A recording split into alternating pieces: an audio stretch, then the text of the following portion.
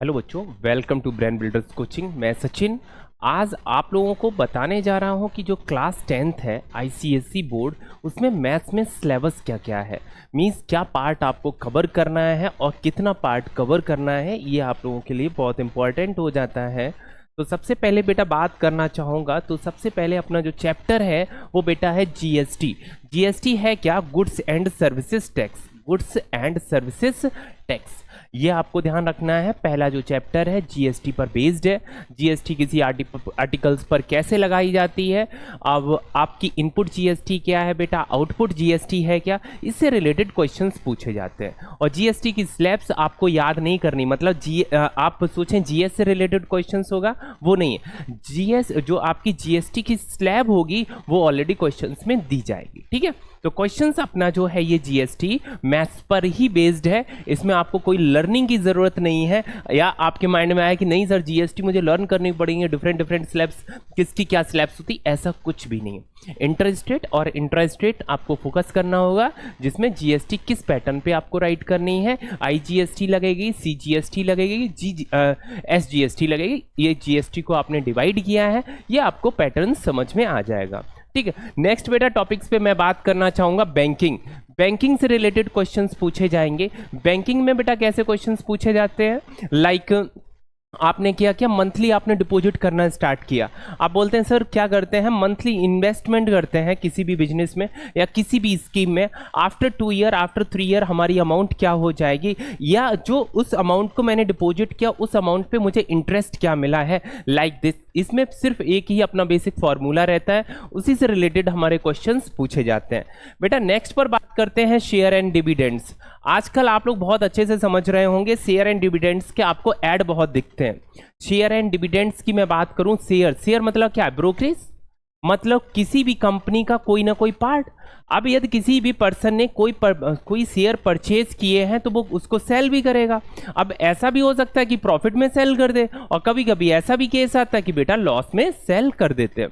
तो अब उसमें वर्ड आता है बेटा डिविडेंड। डिविडेंड्स है क्या? डिविडेंड्स होता है बेटा लाभांश। लाभांश क्या होता है? इट मीन्स यदि कंपनी अपनी प्रॉफिट का कुछ ना कुछ परसेंट जो पर्सन शेयर होल्ड रखते हैं उनको क्या करती है कंपनी बेटा, प्रॉफिट देती है। कहती है कि ठीक है इस बार हम अपने शेयर होल्डर्स को 5% का डिविडेंड देते हैं। तो इट मीन्स इस तरह से बेटा डिविडेंड्स मिलता है पर्सन टू पर्सन, मतलब डिफरेंट शेयर्स में। अब ये किस तरह से अप्लाई करना है आपको, डिविडेंड्स किस पर मिलता है, तो ये सभी चीजें नॉमिनल वैल्यूज पर मिलती हैं, ठीक है। मार्केट वैल्यू क्या है, नॉमिनल वैल्यूज क्या है, नॉमिनल वैल्यूज मार्केट वैल्यूज कैसे फाइंड आउट करते हैं, हमारा इन्वेस्टमेंट किस पे डिपेंड करता है, मार्केट वैल्यू पे ही क्यों डिपेंड करता है, ये सब चीजें डिटेल में चैप्टर बाय चैप्टर डिस्कस करेंगे। अभी सिर्फ हमारा बेटा इंटेंशन है हम हर चैप्टर्स को आपके माइंड में एक बार बैठा दें कि आप क्लास 10th में जैसे ही एंट्री करें तो आपको हर चैप्टर की बेसिक टर्म्स पता होने चाहिए कि यदि ये चैप्टर है तो इससे रिलेटेड क्या क्या कवर किया जाएगा, ठीक है ना। बेटा नेक्स्ट अपना कवर करते हैं अलजेब्रा। अलजेब्रा में क्वेश्चंस कैसे पूछे जाएंगे, तो पहला अपना टॉपिक है बेटा लीनियर इनइक्वेशंस। अब लीनियर इनइक्वेशंस की मैं बात करूं तो लास्ट में आपने बहुत अच्छे से पढ़ा ही होगा। सिंपल सी इनइक्वेशंस बन के आएंगी, उससे रिलेटेड क्वेश्चंस आएगा कि एक्स की वैल्यू फाइंड आउट कीजिए, या इक्वेशंस आपको बना के और वैल्यू को फाइंड आउट करना, या लैंग्वेज पर बेस्ड क्वेश्चंस पूछ लिया जाएगा। नेक्स्ट बेटा बात करना चाहेंगे quadratic equations in one variable. Quadratic equations होगी और किसमें, वन वेरिएबल में, मींस आप बोल सकते हैं ax² + bx + c, यही आपका स्टैंडर्ड फॉर्मेट है। यहां पर आपको इसको फैक्टराइजेशंस की हेल्प से इसको ब्रेक करना होगा। कभी कभी फैक्टर्स ऐसे नहीं होंगे तो आपको वहां पर श्रीधराचार्य अप्लाई करना होगा। श्रीधराचार्य फॉर्मूले की हेल्प से आप क्वाड्रेटिक इक्वेशंस को सॉल्व कर पाएंगे। ये सब चीजें बेटा quadratic equations in one variable में कवर की जाएंगी। बेटा नेक्स्ट अपना चैप्टर आता है रेशियो एंड प्रोपोर्शन। अरे बहुत अच्छा चैप्टर है और एग्जाम्स के ओरिएंटेड भी है। मींस एग्जाम के पर्पज से क्यों इंपॉर्टेंट है, बिकॉज इसका बेटा 4 या 5 मार्क्स का आपको एग्जाम में देखने को मिलता ही मिलता है। तो मींस कहने का मतलब क्या है, रेशियो है सर। अरे रेशियो है, रेशियो में होता है क्या बेटा, हो सकता है कि आपसे सिंपल सा रेशियो पूछा जाए, अब उसी से रिलेटेड क्वेश्चंस जनरेट कर दिया जाए, प्रपोर्शंस को ऐड कर दिया जाए। इसी में बेटा आप पढ़ते हैं CND, कंपोनेंडो एंड डिविडेंडो पढ़ते हैं, अल्टरनेंडो पढ़ते हैं। इस तरह से बेटा अपना रेशियो एंड प्रोपोर्शंस कवर किया जाएगा। नेक्स्ट बेटा टॉपिक आता है फैक्टराइजेशन ऑफ द पॉलिनोमियल। कोई पॉलिनोमियल्स है उसको फैक्टराइज करना है, उसके क्या क्या फैक्टर्स पॉसिबल हैं। तो इट मींस पहले आपको क्या क्या करना होगा कि एक कोई ना कोई फैक्टर्स आपको पता हो, नहीं पता है इट मींस अब कोई फैक्टर्स आपको नहीं दिख रहे हैं तो आप वैल्यूज को पुट करते हैं, ध्यान होगा ना। तो बेटा वैल्यू को जब पुट करेंगे तो वो पॉलिनोमियल्स है किसी ना किसी वैल्यू पे जीरो हो जाएगा, जिस वैल्यू पे वो सेटिस्फाई कर जाएगा इट मींस जीरो हो जाएगा, वो जो फैक्टर है वो उस पॉलिनोमियल्स का ही एक फैक्टर होगा। देन आप रिमेनिंग फैक्टर्स को डिवीजन करके निकाल सकते हैं, या एक ही फैक्टर होगा तो दूसरा फैक्टर सिंपल से आप डिवाइड करेंगे एंड देन फैक्टर निकल आएगा। इस तरह से बेटा क्वेश्चंस पूछे जाते हैं factorization of the polynomial. Matrix की बात करना चाहूं सिर्फ इजी टॉपिक है। मैट्रिक्स में बेटा आपको यहां पर सिखाया गया है, सिर्फ क्लास 10th की बात करूं, एडिशन सिखाया गया, मल्टीप्लीकेशन सिखाया गया और बेटा एडिशन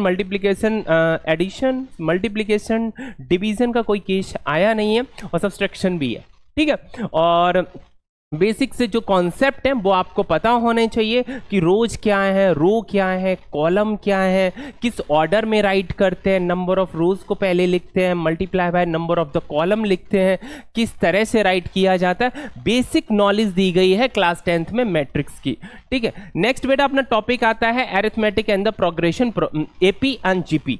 एपी क्या है बेटा, जैसे जब कोई सीरीज है कॉन्टिन्यूअस चलती जो जिसका जो डिफरेंस है ना वो ऑलवेज इक्वल है, ऐसे केस में आप उसको बोलते हैं बेटा एपी है, ठीक है। जीपी के केस में क्या होता है, एक मल्टीपल होता जाएगा, लाइक 2, 4, 8, 16, 32, ये क्या है जीपी है। मींस इसी चीज को मैं एग्जांपल्स के थ्रू आपको बताना चाहूं, जैसे एपी का केस बेटा होता है ए प्लस डी, ए प्लस 2d, ए प्लस 3d, ए प्लस 4d।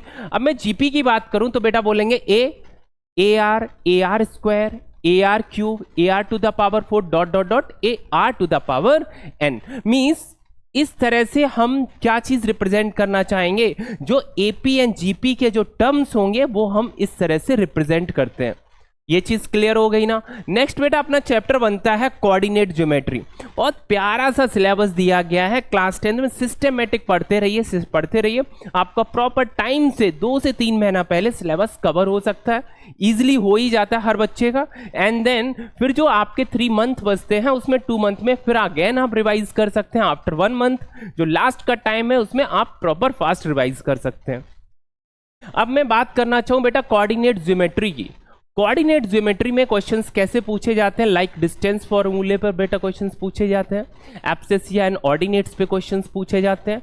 बेटा रिफ्लेक्शंस का भी अभी चैप्टर मिलेगा, ठीक है। रिफ्लेक्शंस का अपना 10th में एक अलग से ही चैप्टर है, बट इसका यूजेस क्या है पहले आप समझिएगा। डिस्टेंस फॉर्मूले की हेल्प से फॉर एग्जाम्पल कोई ट्राइंगल्स फॉर्म हो रहा है तो उसका एरिया आपसे पूछ लिया जाएगा, या उससे रिलेटेड क्वेश्चंस बनाए जाएंगे और आपसे पूछे जाएंगे। उम्मीद करते हैं ये आपको टॉपिक सभी समझ में आ गए होंगे। नेक्स्ट बेटा अपनी पूछी जाती है ज्योमेट्री, और ज्योमेट्री में क्वेश्चंस किस पर बेस्ड पूछे जाते हैं बेटा। पहला अपना बनता है सिमिलैरिटी। क्या बनता है, सिमिलैरिटी पर आपको ध्यान देना है कि सिमिलर ट्राइंगल्स हैं, किस किस कंडीशंस में ये सिमिलर हैं। ए है मींस एंगल है, एंगल इक्वल है तो इट मींस दोनों ही कैसे हैं, सिमिलर हैं। यदि साइड एंगल साइड है means all the congruent is also similar. अब आप बोल सकते हैं जितने भी सभी कॉन्ग्रुएंट हैं वो सभी सिमिलर तो है ही है, तो इट मींस आपको कौन कौन सी प्रॉपर्टीज पे अप्लाई करना है, किस पर ध्यान देना है, ये बेटा सिमिलैरिटीज में आपको सिखाया जाएगा। लोसाई, अब लोसाई में क्या बताया गया कि कोई भी पॉइंट है, जैसे ये मेरा क्या है, एक पेन है, पेन के अकॉर्डिंग यदि इसको मैं मेन समझ लूँ, इसी को मैं सेंटर समझ लूँ, तो इसके रेस्पेक्ट में ये एक लाइन होगी। और इस तरह से आपको बताया जाएगा लाइक एक सर्कल है, सर्कल क्या है, सर्कल का एक जो सर्कमफ्रेंस है वो एक पॉइंट के रेस्पेक्ट में ऑलवेज इक्वल डिस्टेंस पर होगा। पॉइंट मतलब वहां पर सेंटर है, ठीक है। तो इस तरह से चीजें डिस्कस की जाएंगी और बताया जाएगा। बहुत छोटा सा चैप्टर है ये बेटा। नेक्स्ट बात करना चाहेंगे circles including angle and the properties, cyclic properties, tangent and the second. ध्यान दीजिएगा, सबसे पहले बेटा बताया सर्कल्स। अब सर्कल्स के बारे में बताया जाएगा, सर्कल से रिलेटेड प्रॉपर्टीज बताई जाएंगी, उससे रिलेटेड प्रूविंग आपसे पूछी जाएगी। तो बहुत इंपॉर्टेंट हो जाती है यहाँ पर प्रूविंग के लिए। यहाँ पे बात करेंगे बेटा इंक्लूडिंग एंगल्स प्रॉपर्टीज। एंगल्स की प्रॉपर्टीज क्या होगी, सर्कल है तो टेंजेंट्स फॉर्म कर रहे होंगे, टेंजेंट फॉर्म कर रहे हैं तो सर्कल की जो टेंजेंट होगी वो रेडियस के रेस्पेक्ट में 90 डिग्री फॉर्म करेगी। अब ये 90 डिग्री फॉर्म करेगी तो कैसे करेगी, उससे रिलेटेड क्वेश्चंस फॉर्म होते हैं और थ्योरम्स भी बनती हैं। नेक्स्ट बेटा साइक्लिक प्रॉपर्टीज। अब साइक्लिक प्रॉपर्टीज हैं कैसी, उससे रिलेटेड क्वेश्चंस पूछा जाएगा। Tangent and the second. Tangent तो आप लोग बहुत अच्छे से जानते हैं। सेकेंड क्या होता है बेटा, जैसे एक अपना सर्कल है, इसको मैंने इस तरह से पास कर दिया, ये क्या है सेकेंड है, और ये बेटा क्या है टेंजेंट, ये टेंजेंट हो गया, ये बेटा सेकेंड हो गया। ठीक है, साइक्लिक प्रॉपर्टी से रिलेटेड मतलब सर्कल से रिलेटेड जो भी बेसिक्स प्रॉपर्टी हैं वो आपको यहाँ पर समझाई जाएंगी। ठीक है, नेक्स्ट बेटा बात करते हैं कंस्ट्रक्शन। कंस्ट्रक्शन में सबसे अच्छी चीज क्या है मैं आपको बताऊं, कैलकुलेशन के नाम पर जीरो। ठीक है, अंडरस्टैंडिंग के नाम पे मैं बोलूं कोई फॉर्मूला लाइक कुछ भी नहीं, मतलब जो है वो आपको सिर्फ एक बार आपको प्रैक्टिस करनी है, लाइफ टाइम तक याद रखना है। तो सबसे जो चैप्टर अच्छा बन जाता है वो बेटा बनता है कंस्ट्रक्शन। ठीक है, बस बेसिक सी चीजें होती हैं, एक से दो बार यदि आपने प्रॉपर प्रैक्टिस कर ली तो कंस्ट्रक्शन में तो मार्क्स आपको 100% मिलना ही है। ठीक है, नेक्स्ट बेटा अपना टॉपिक बनता है मेंसुरेशन। किस पर, मेंसुरेशन एग्जाम के पर्पज से, मार्क्स के अकॉर्डिंग। एग्जाम का मतलब ही है एक्चुअली मार्क्स। ठीक है, मतलब एग्जाम के ओरिएंटेड बहुत ये चैप्टर इंपॉर्टेंट रहने वाला है।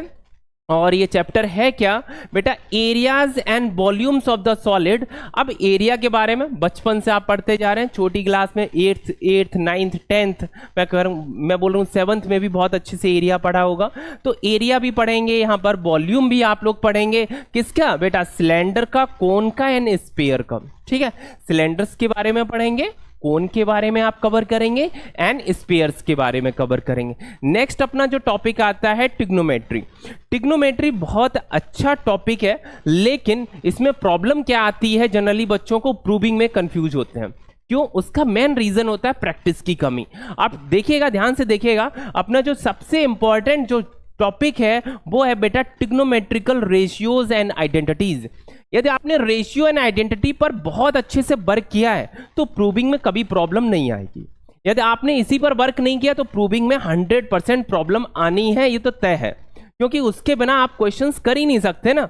तो आपको क्या करना है, बेसिक्स पे वर्क बहुत करना है। Heights and distance problems, Heights and distance जो चैप्टर है वो बेटा बहुत ज्यादा इजी पार्ट है, लेकिन है ये किसका, ट्रिगो का है, ट्रिग्नोमेट्री का है। Got it.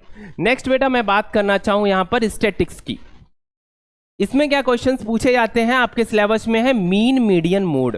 अब मीन क्या है आपको पता है, लाइक एवरेज आप निकाल सकते हैं। अनग्रुप्ड डेटा है तो लाइक आप मीन निकाल देते हैं, sum of all the terms upon number of terms. Ungrouped के केस में ही बेटा देखते हैं मीडियन क्या होती है। अब मैं बेटा बात करूं कि मीडियन क्या है। मीडियन में क्या होता है कि पहले डेटा को बेटा असेंडिंग ऑर्डर में आपने अरेंज किया, middle most term is called the median. ठीक है, नाउ नेक्स्ट बेटा टॉपिक पर बात करना चाहेंगे। नेक्स्ट बेटा टॉपिक है अपना मोड। मोड क्या है, highest frequency is called the mode. इससे रिलेटेड अपने क्वेश्चंस बनेंगे और क्वेश्चंस पूछे जाएंगे। और भी इसका मतलब अभी सिर्फ मैं बेसिक्स बताता जा रहा हूं, वैसे ब्रॉड है, क्वेश्चन थोड़े थोड़े से सभी में और कवर किए जाएंगे। नेक्स्ट बेटा बनता अपना हिस्टोग्राम। हिस्टोग्राम से क्वेश्चन रिलेटेड पूछा ही जाता है, और ओजाइव ग्राफ से। ओजाइव हिस्टोग्राम का एक क्वेश्चन बोर्ड एग्जाम में आना है, ये तय कर लीजिए, आना ही है। इट मींस इस पर आपको बहुत अच्छे से वर्क करना होगा। नाउ नेक्स्ट बेटा टॉपिक आता है प्रोबेबिलिटी। किसका, प्रोबेबिलिटी का। प्रोबेबिलिटी एक बहुत प्यारा सा चैप्टर है, ऐसा समझिएगा ये फ्री के मार्क्स है।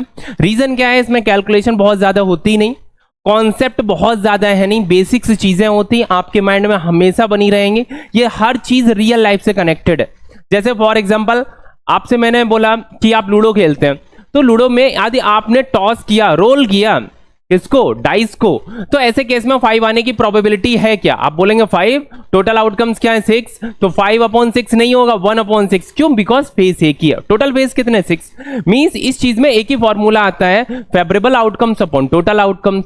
तो बेटा क्वेश्चंस पूछे कहां से जाते हैं प्रोबेबिलिटी में, क्लास 10th में मैं बात करूं तो सबसे पहले बेटा क्वेश्चंस बनता है मार्बल्स पर। सेकंड क्वेश्चंस बेटा बनता है डाइस पर, नेक्स्ट बेटा बनता है अपना कॉइन्स पर, एंड देन बेटा बनता है कार्ड्स पर। इसके अलावा किसी दूसरे पैटर्न पर क्वेश्चंस नहीं पूछा जाता। अब काफी बच्चों के माइंड में ये आ रहा होगा, अरे सर हमारा तो जो क्वेश्चन है एक कैलेंडर पे भी पूछा गया। बेटा बात को समझिएगा, वहां पर कंडीशन जो दी गई है वो लाइक मार्बल्स ही है या लाइक सिंपल सिचुएशन है। आपसे बोल दिया गया बेटा जनवरी मंथ में 5 मंडे होने की प्रोबेबिलिटी क्या है, तो मींस ये क्वेश्चन तो बहुत सिंपल हो गया ना। इस तरह से क्वेश्चंस पूछे जाते हैं। ओवरऑल मैं कहना चाहूं जो प्रोबेबिलिटी का जो लेवल है, जैसे प्रोबेबिलिटी है, मैट्रिक्स है, ये बिल्कुल बेसिक कवर की गई है, ठीक है। और उम्मीद करता हूं आप लोग बहुत अच्छे से ये सभी समझ गए होंगे कि अपने 10th क्लास में क्या क्या आने वाला है और कैसे कवर करना है और किस टाइप के लेवल्स के क्वेश्चंस पूछे जाएंगे। आशा करते हैं, उम्मीद करते हैं आपको बहुत अच्छे से समझ में आ गया होगा।